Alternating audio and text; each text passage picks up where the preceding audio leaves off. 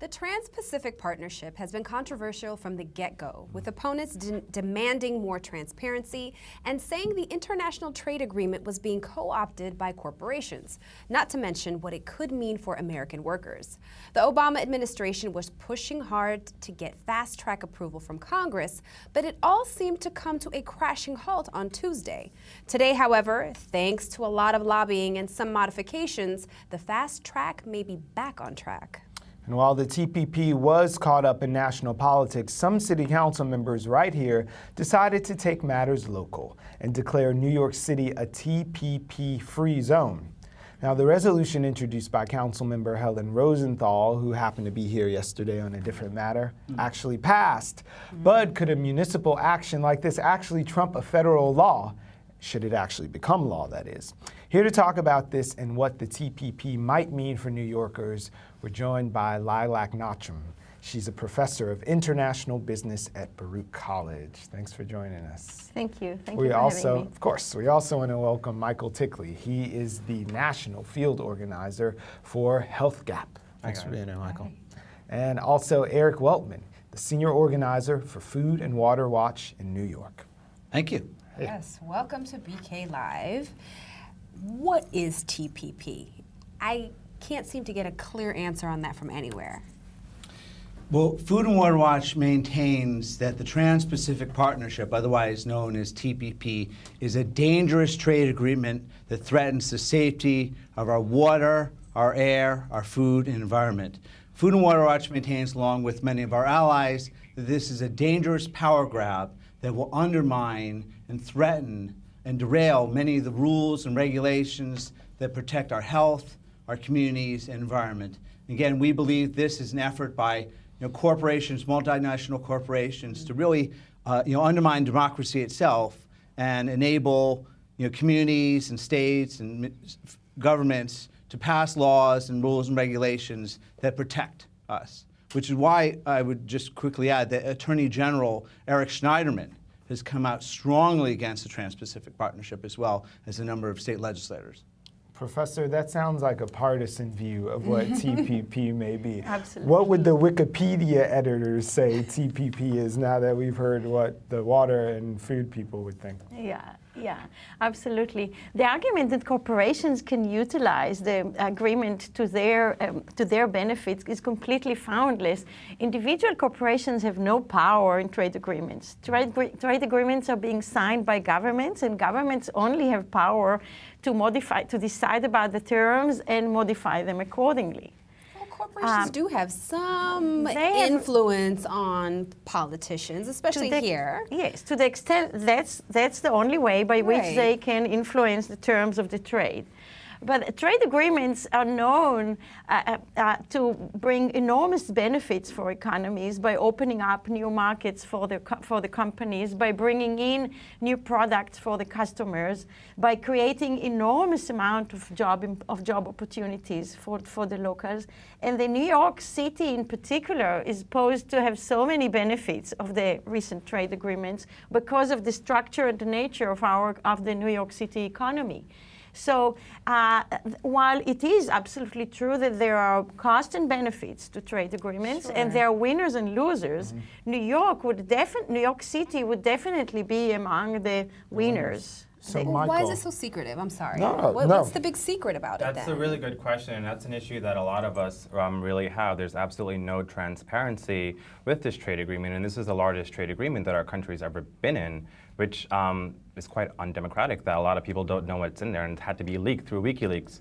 And a lot of the provisions that we've seen are really, really scary and have a lot of us worried, particularly the ISDS, the Investor State Dispute Settlement, which allows these corporations to sue governments if they feel like their profits and their investments aren't being met. And that's problematic because we know how that ends. This is not correct, if I may interfere. Corporations cannot sue governments if the profits targets have not been met. They can sue governments if they violate the law and do not treat them lawfully. And this is to our benefits. It's our corporations who will benefit from it, like the other corporations of the members to the agreements.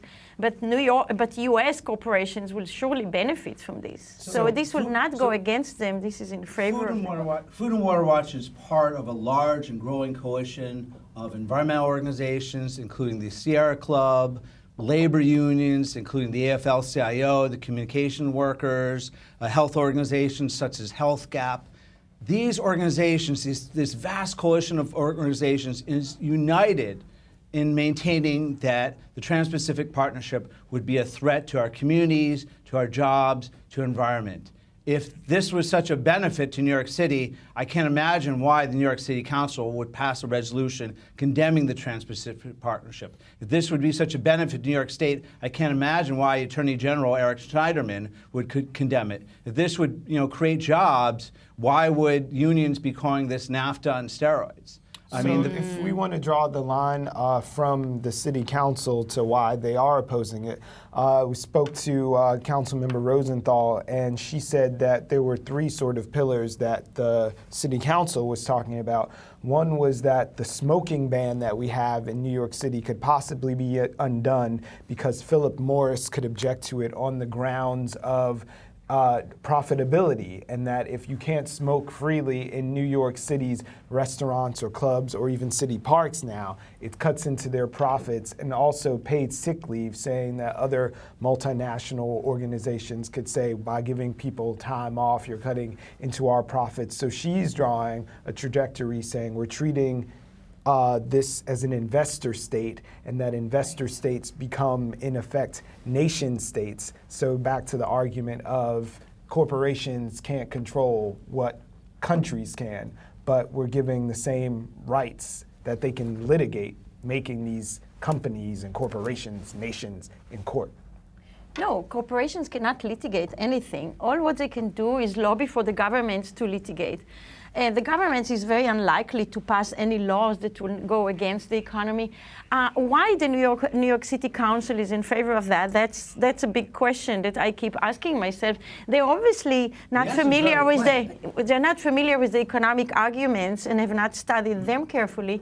The costs that they talk about don't have much power at all, and they do not consider at all the benefits. Again, trade agreements combine costs and benefits, and there is a trade-off here, and there will be winners and losers, but New York City in particular will be on the winning side, given the nature of our economy. The fact that less than 2% of our employment is in manufacturing, and all the remaining 98% are in services that cannot go anywhere for various reasons, but will stay here. So there will not be any benefit for the employment. Now, the fact that this is staying secret, the negotiations are kept in secret, and we don't have any, have not been released to the public, that's the nature of the work in trade agreements. That's how trade agreements evolve. There are professional people who sit and work on this over years. You know that the negotiations started in 2002. And the trade agreements are never negotiated in public. So Maybe there they're is negotiated, but at the end, I mean, I feel like there's just a natural curiosity. When I'm a layperson, I'm not on one side, I'm not on another side. But when I look at something and be like, well, my questions are, why is it in secret? How come this can't be explained directly how it's going to impact the place that I live? And if there are winners and losers, I want to know who the losers are. Well, Yeah. we know who the losers are. The losers are going to be people who rely on inexpensive medication to combat AIDS overseas. The losers are going to be the families here in New York that could be threatened by New York's fracking ban being overturned. The losers are those who want to see genetically engineered foods labeled here in New York and might see that threatened. The losers are all the people who work in call centers, members of the communication workers who would like to see their jobs sent overseas. I mean, Food and Water Watch collaborated with Health Gap and other organizations a couple months ago on a forum with Nobel Prize-winning economist Joseph Stiglitz. And he strongly condemned the TPP in no uncertain terms on a number of grounds. Primarily, it's just a question of democracy. And a question of protecting our health, protecting our community, protecting our jobs, protecting our environment. Well, and that's speaking something. of health, to go to Michael, what is Health Gap's dog in the fight? How would this directly shake down to Brooklyn's health?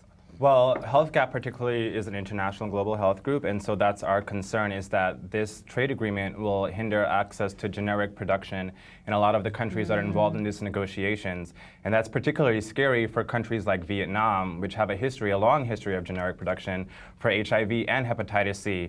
We're also invested in their health infrastructure through PEPFAR and the Global Fund. We've invested over $500 million since 2004 in PEPFAR alone to help them fight their HIV and AIDS epidemic. If we strengthen the provisions of patents for pharmaceutical companies, that will prevent them from creating generic drugs. And over 80% of the world's positive population relies on generic drugs to survive. We are absolutely nowhere close to tackling any of these epidemics. And if you also look at hepatitis C, we have a new generation of drugs that are now a functional cure. We're talking test, treat, and cure, which we've never been able to actually speak about when talking about hepatitis C. Right. And if you look at what's happening now in the United States with these drugs, a lot of states are actually going bankrupt with Medicaid trying to actually procure these drugs. And if these same standards are put on other countries, they will not be able to handle their population. There is no Sorry. basis for the claim that generic producers will be hurt by the agreement. But is there a possibility? No, because generic drugs don't compete directly with patented drugs. And we have seen them operating side by side in many countries. And if anything, the patented drugs give boosts to the generic drugs, not the other way around. They are not in competition at all. As long as they don't unlawfully copy patented drugs, this is something which goes against the law. They will not be sued, and nobody has any power to sue them. If anything, they will be the first one to benefit from it, because they will be the first one to be posed to develop the generic drugs once the patent expires. I mean, and we have seen this across many countries. There's also a reality that generic drugs are much cheaper than patented drugs, and you need a compulsory license to actually break patents and to create generic drugs, and without it, then these countries can't do that. So you're trying to convince environmentalists that this would be good for the environment. You're trying to convince labor that this would be good for jobs. And you're trying to convince AIDS activists that this would be good for our health. It's just not working. I mean, Food and Water Watch is part of a vast coalition of unions, environmental organizations, health organizations that have expertise in our respective fields. And again, Food and Water Watch, our mission isn't to deal with trade agreements. Our mission is to protect our food and water. Our mission is to help ban fracking, to label genetically engineered foods, That being to said, protect food safety. We know that there are members of Congress who haven't even read this act, if that is in fact the nature of trade agreements with all those lists of countries that I read off. There are members that we elected to send to Congress who haven't seen this thing. We sit here in New York City and our city council is saying and passing resolutions that we're going to be a TPP-free zone.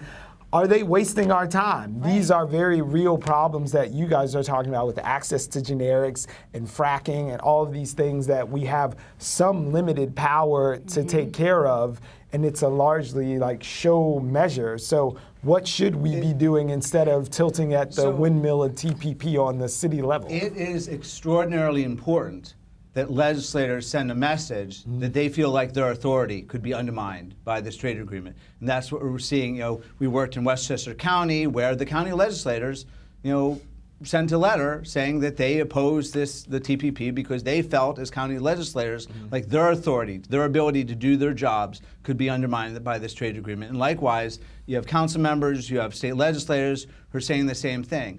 Food and Water Watch is, again, part of this coalition that's working to influence members of Congress, and we're seeing more and more of them, coming our way. So is it a good use of their time? Municipalities have the power to express their opposition. They don't have the power to overrule the federal law. So it's just symbolic. It's just symbolic. Now, I don't undermine the value of the symbolic declaration, and I think that it has a value, but it's no more than symbolic, and we must remember that. So I don't think that they're just wasting our time. Okay. But it has power, and it has power to influence and shape the public view. But I think, if anything, New York City is the first one who should express firm support of the agreement, not the other way around. Right. Now, to your question, why is this being kept secret? I don't think it's right to think about it as secrecy and conspiracy theories going behind a closed door there. I'm sure you can understand why, though. Yes. This is a layperson. Again, remember, I don't have any... Sure. But I sure.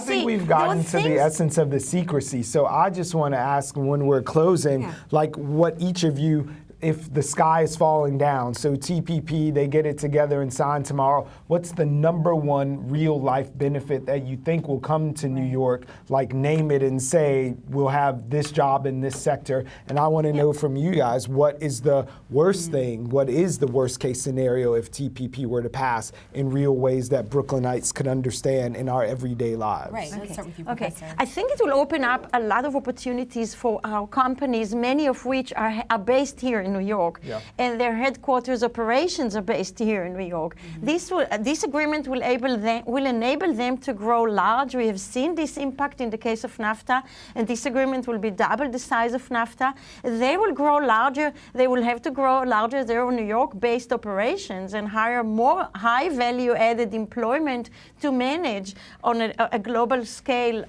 larger global scale operations. So it's going to mean jobs in the More real jobs. world there. Particularly the And high-paid jobs. NAFTA is the role model. Like we're running after that. That was the gold standard. NAFTA has created trade among the U.S. NAFTA is now just turned 20, so we really have a block of time to examine the impact of that over time. And the wide consensus is that NAFTA has been very beneficial for the United States. We trade within NAFTA double than we do with all the major emerging markets, the large emerging markets. So We've stolen your time. Hundreds of thousands of jobs with NAFTA as well from U.S. employees, which I wouldn't consider much of a benefit. We're running out So of time. Food so and let's Water get the last Watch word is from very you. much concerned about the safety of our food. And Food and Water Watch is very concerned this agreement could lead to a flood of imports of dangerous and unsafe fish and other foods into the United States, which is why Food and Water Watch is committed, along with our allies like HealthCap, to stopping the Trans-Pacific Partnership. Well, I think that the biggest concern is that people just don't understand it. As again, lay people, right? Sorry, we're out of time. This conversation could go on for this entire hour, but we thank all of you for being here. Indeed, thank we'll you, see Professor. when we for get a having vote us. on this thing, up or down. Yes, exactly. Thank you. thank you. Thank you.